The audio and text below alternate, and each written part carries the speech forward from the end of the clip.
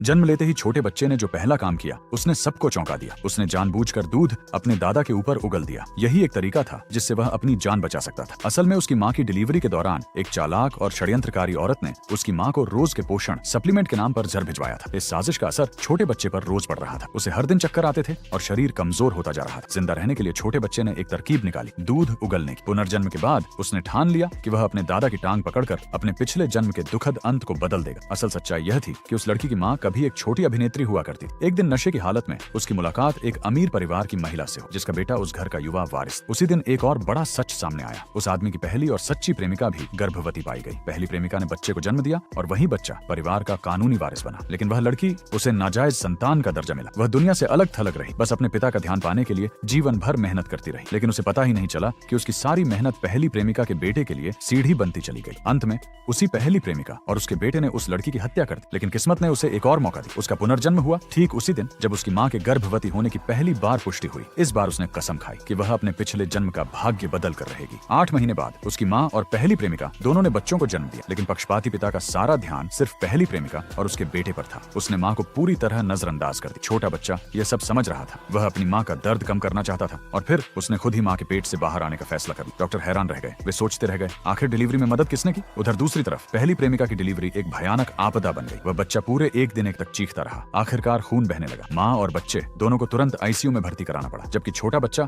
1 minute में स्वाभाविक रूप से और सही मुद्रा में जन्म लेकर एक चमत्कार बन गया। पूरा अस्पताल उसकी चर्चा करने लगा। लोग कहने लगे, ये लड़की पुण्य लेकर आई है और पहली प्रेमिका का बेटा कर्ज चुकाने आया है। 3 दिन बाद घर के बुजुर्ग दोनों बच्चों से मिलने आए। पहली प्रेमिका का बेटा बुजुर्ग की आवाज से डर कर रोने लगा। चाहे पहली प्रेमिका कितनी भी कोशिश करे, वह चुप नहीं हुआ। बुजुर्ग गुस्से से भर गए और काले चेहरे के साथ बगल वाले कमरे में चले गए। छोटा बच्चा समझ गया यही उसका मौका है। उसने अपने दादा की तरफ हल्की सी मुस्कान फेंकी। दादा का दिल पिघल गया।